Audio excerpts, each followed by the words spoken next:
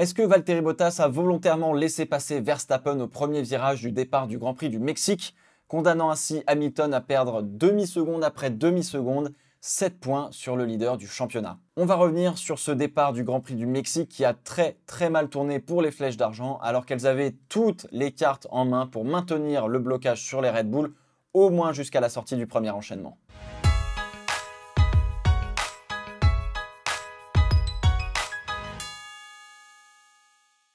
Lewis Hamilton a déclaré que Valtteri Bottas avait manifestement, ou plutôt visiblement, ça dépend des traductions, laissé la porte ouverte à Max Verstappen pendant le départ du Grand Prix. Toto Wolff a déclaré, un petit peu de la même manière, que Bottas aurait pu un peu plus couvrir sur la gauche pour être sûr que Verstappen ne puisse pas passer. Et enfin, Bottas, lui, l'intéressé, a déclaré que Verstappen avait tout simplement pris une belle aspiration et avait freiné très tard. Hashtag analyse.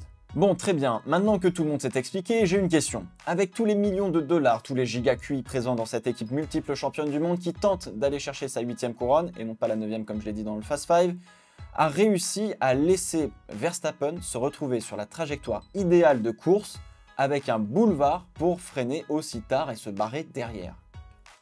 Comment c'est possible? Chaque écurie fait des débriefs et des briefings de chaque séance pour voir ce qu'il va, ce qu'il ne va pas, et on prépare toujours la séance d'après, notamment la course.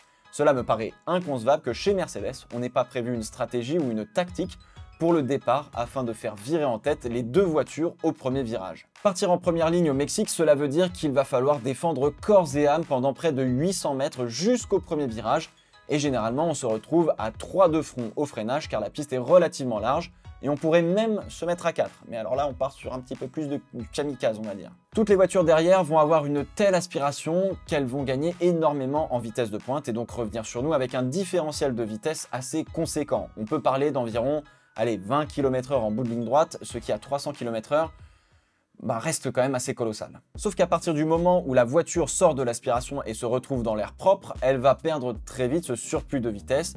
Et là, c'est seulement le moteur qui parle, donc il faut se décaler tard et espérer qu'on ait suffisamment ce surplus de vitesse pour se retrouver à hauteur, roue contre roue. En témoigne le départ de Daniel Ricciardo qui, en partant 7e sur la grille avec un départ pas incroyable mais relativement correct, se retrouve à s'agripper d'aspiration en aspiration pour finalement presque vouloir se porter à hauteur de Lewis Hamilton au premier virage. On a 2 Mercedes devant 2 Red Bull et 2 rivaux pour le titre. La disposition sur la grille est vraiment parfaite pour Mercedes car avec Bottas devant, Hamilton 2e et Verstappen derrière Bottas, les 2 Mercedes peuvent enfermer totalement Verstappen sur la piste, Bottas devant, Hamilton à droite, l'herbe à gauche, bref, on peut neutraliser Verstappen purement et simplement. Les 2 Mercedes doivent construire une sorte de boîte, on va dire, où on emprisonne Verstappen jusqu'au premier virage, tout en faisant en sorte qu'on garde un œil sur Pérez, qui pourrait surgir à droite. Le boulot de Bottas, il est simple, mais il faut l'exécuter parfaitement. Prendre un bon départ.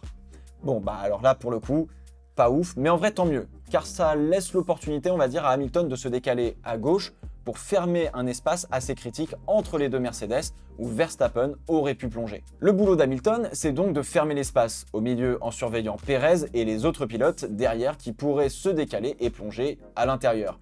Il faut donc que les 2 Mercedes ferment juste ce qu'il faut à gauche, au milieu et dans une moindre mesure, on va dire, à droite. Quand je dis ça, c'est qu'ils ont une marge de manœuvre d'1,5 mètre, on va dire, à laisser à gauche et au milieu.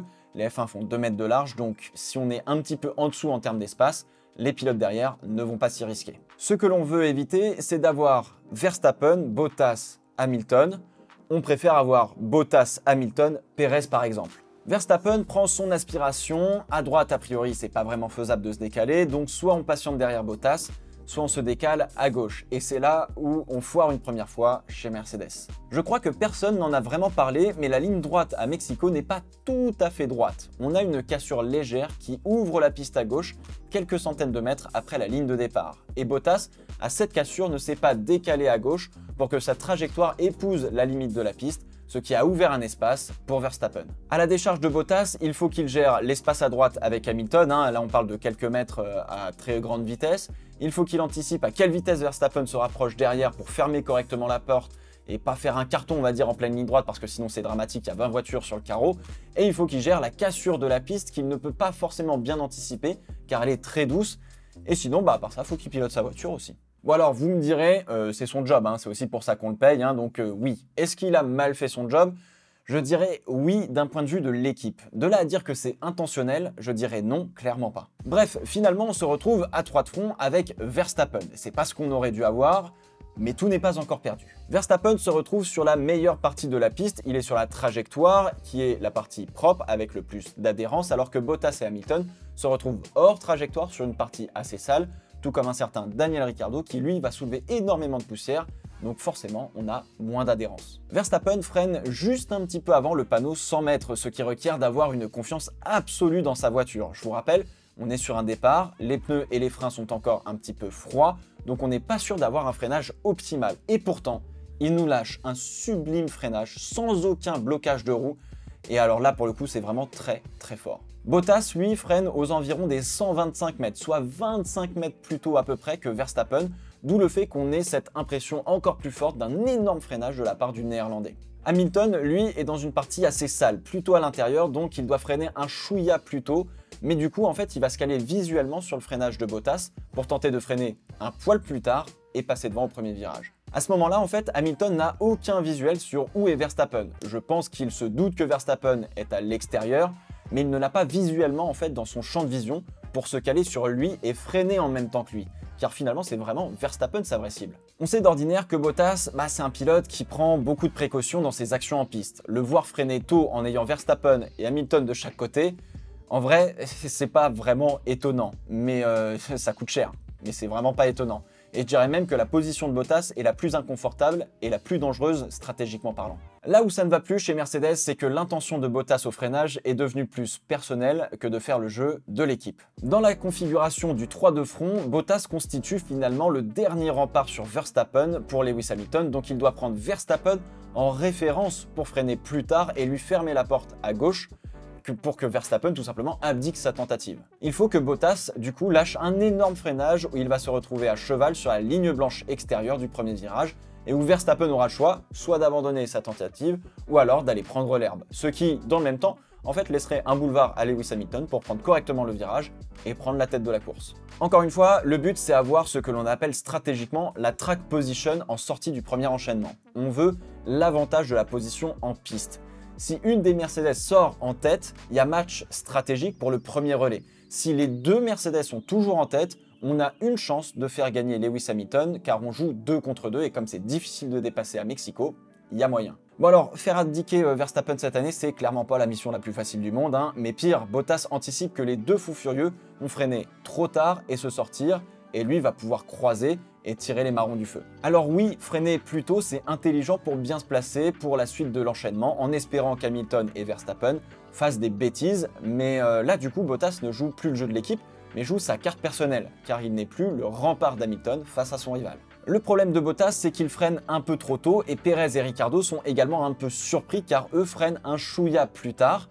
Pérez manque de très peu de s'arracher une partie de l'aileron avant, alors que Ricciardo évalue mal son freinage car il est dans la partie pour le coup très sale de la piste, ce qui le fait bloquer et l'empêche de ralentir suffisamment sa voiture, et c'est le choc avec Bottas.